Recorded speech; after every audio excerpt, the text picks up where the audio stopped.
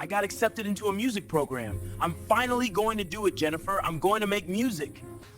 That's not realistic, Danny. Music? You need a real job, a real plan. Mom and Dad left us nothing but debt, and you want to chase some fantasy? You're so unbelievable! The phone rang at 3:47 a.m., and Jennifer Miller knew before answering that her life was about to change forever. "Is this Jennifer Miller?" a voice asked. Professional, careful, the kind of voice that delivered bad news for a living. "Yes, I'm calling from County General Hospital. There's been an accident. Your brother, Daniel." The rest came in fragments. "Car, bridge, critical condition. Come now." Jennifer sat on the edge of her bed, still holding the phone long after the call ended. Her hands were shaking. Daniel, her baby brother, the brother she hadn't spoken to in 6 months because of a stupid argument she couldn't even remember starting. 6 months earlier, things had been different. Daniel had shown up at Jennifer's apartment on a Tuesday night, eyes bright with excitement.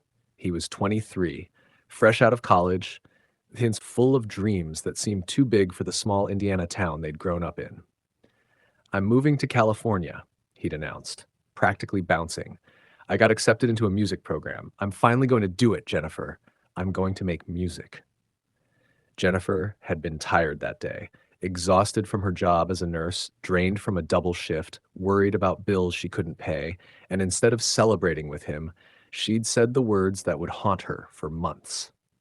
"That's not realistic, Danny. Music? You need a real job, a real plan. Mom and Dad left us nothing but debt, and you want to chase some fantasy?" His face had fallen. "It's not a fantasy. It's my dream."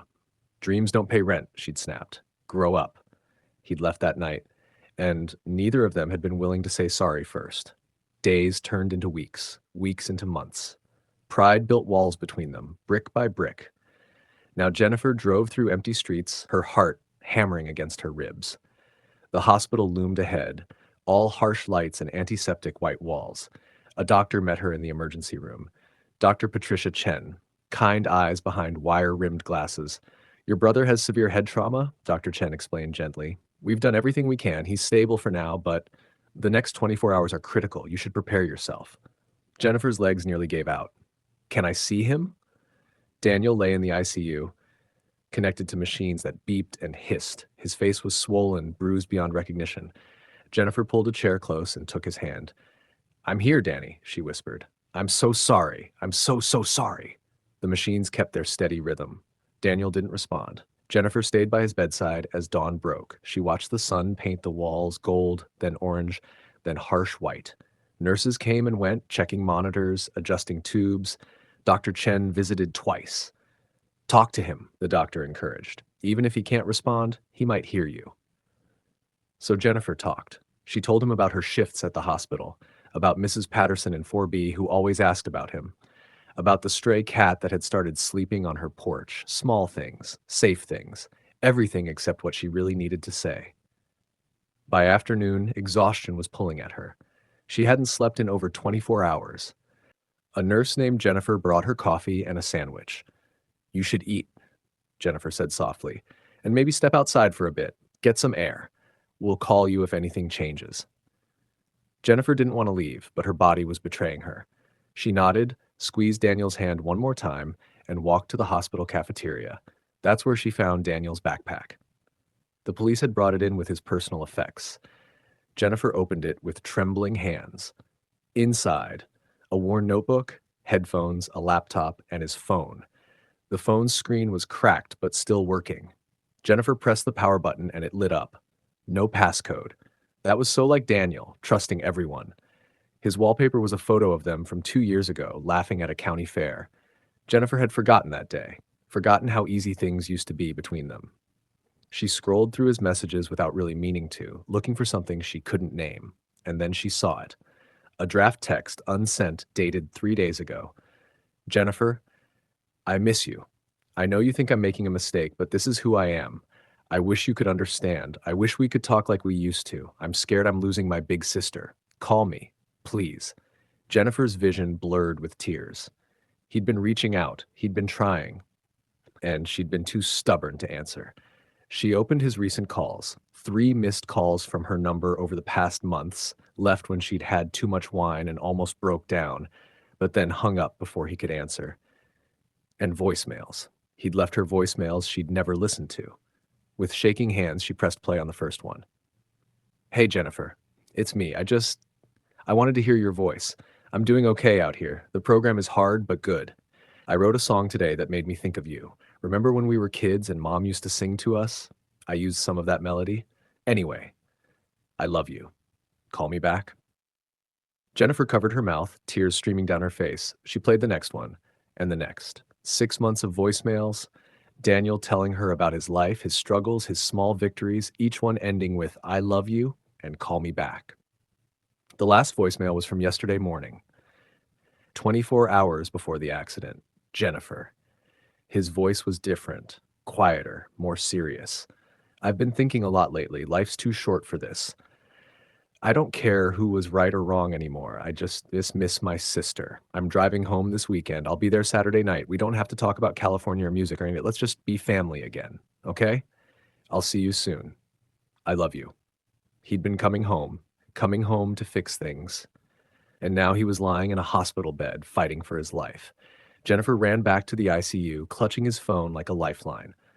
"Danny," she sobbed, collapsing into the chair beside his bed. "I listened to them. I listened to all of them. I'm so sorry I never called back. I'm so sorry for what I said. You were right to follow your dreams. You were right about everything." The machines continued their mechanical symphony. Daniel remained still. "I was scared," Jennifer continued, her voice breaking. "When Mom and Dad died, I had to be the strong one. I had to be the parent. And somewhere along the way, I forgot how to be your sister. I forgot how to just let you be you." She pressed his hand to her cheek. "Please wake up. Please. I have so much to tell you. I want to hear your song. I want to hear all of them. I want to be the sister you deserve." Hours passed. The sun set. Night came again. Dr. Chen returned around midnight, her expression grave. "Jennifer, you should prepare yourself. His brain activity is declining. If there's no improvement by morning..." She didn't finish the sentence. She didn't have to. Jennifer nodded, numb.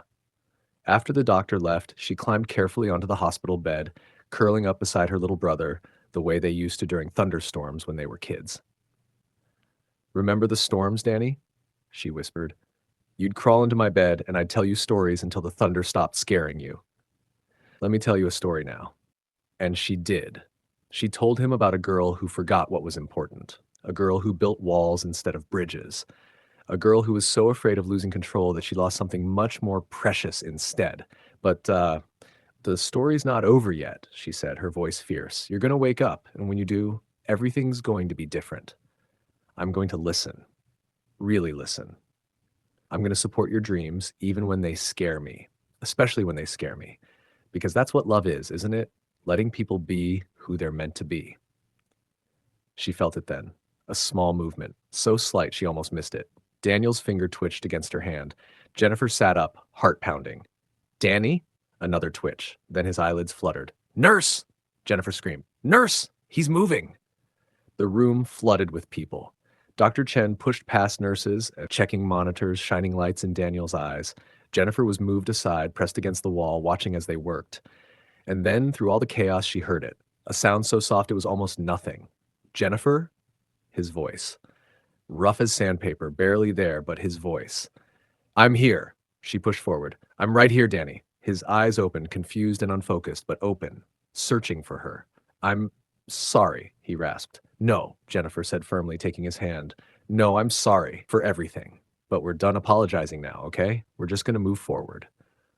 A ghost of a smile crossed his bruised face.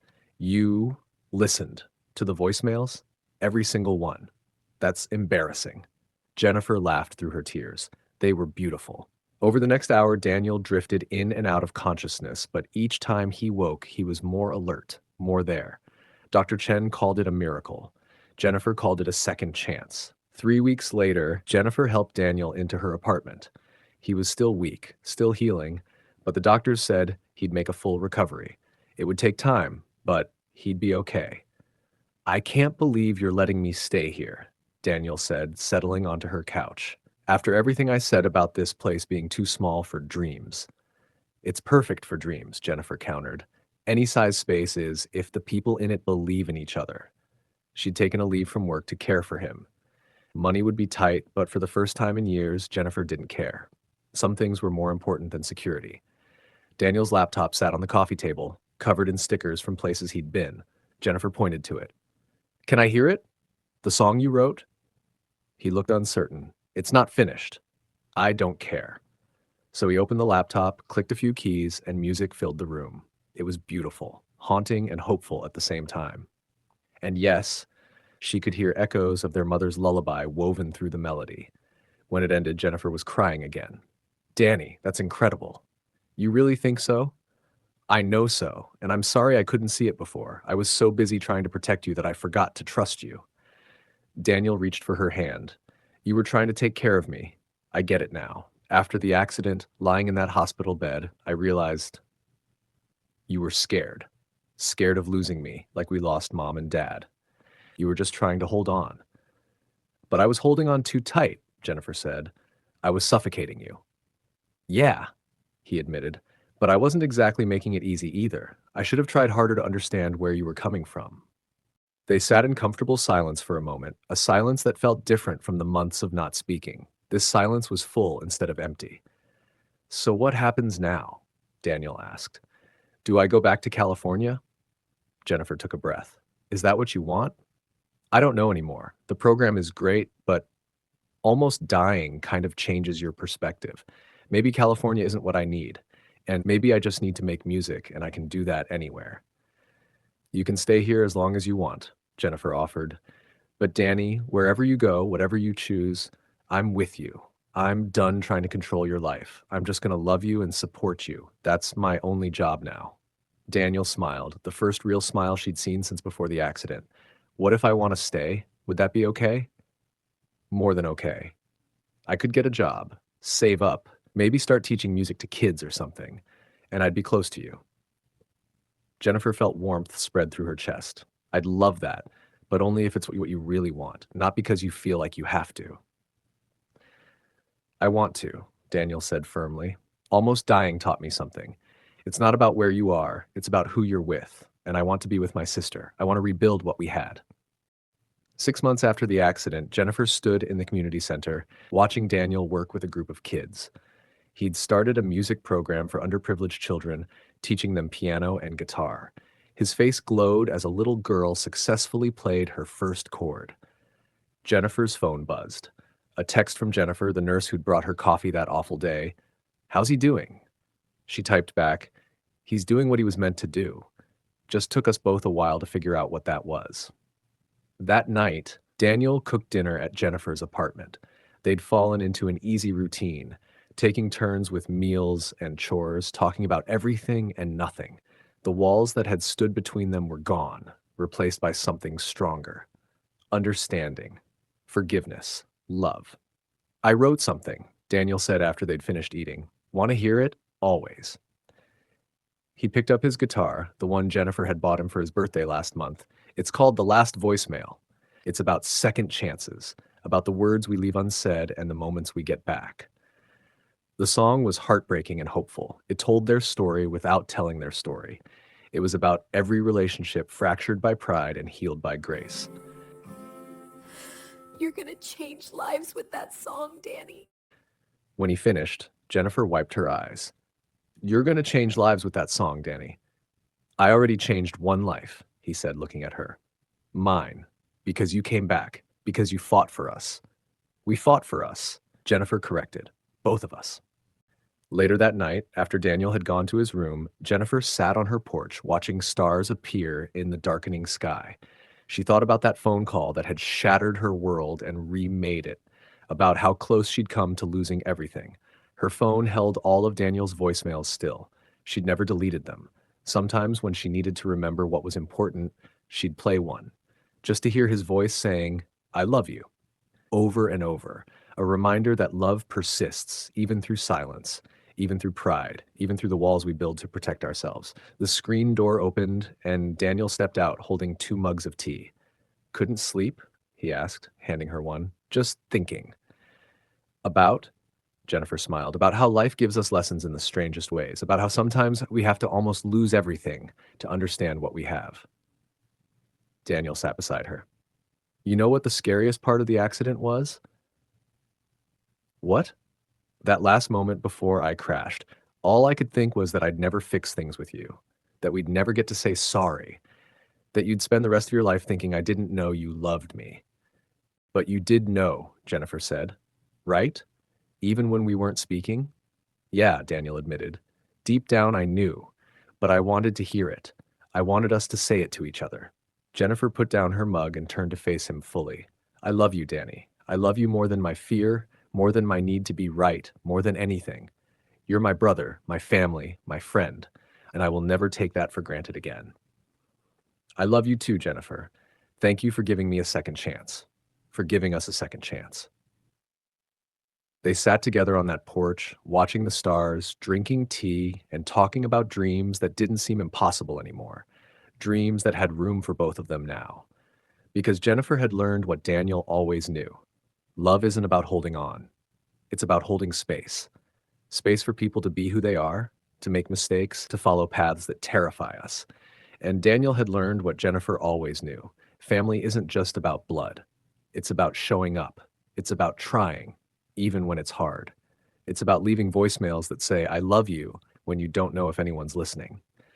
The phone that had rung at 3:47 a.m. had delivered the worst news of Jennifer's life, but it had also delivered a gift disguised as tragedy, a wake-up call, a reminder that tomorrow isn't promised, that pride is expensive, and that the only thing worth holding on to is each other. As the night deepened and the stars multiplied overhead, Jennifer made herself a promise. She would never again let time pass without saying what needed to be said. She would never again let walls stand where bridges should be built. Because life is short, and the people we love are precious. And sometimes, if we're very lucky, we get a second chance to get it right. The last voicemail plays on Daniel's laptop, filling the apartment with music. Two siblings, once divided, now together. The melody rises and falls like breathing, like life itself, full of discord and harmony, endings and beginnings, all woven together into something beautiful. Life lesson: pride can cost us everything. The words left unsaid, the calls we don't return, the apologies we're too stubborn to give. These are the regrets that haunt us. But every moment is a chance to choose love over ego, connection over control, forgiveness over resentment. Don't wait for a crisis to say what matters. Say it now, today, because tomorrow isn't guaranteed, but the love we give and the bridges we build will echo long after we're gone.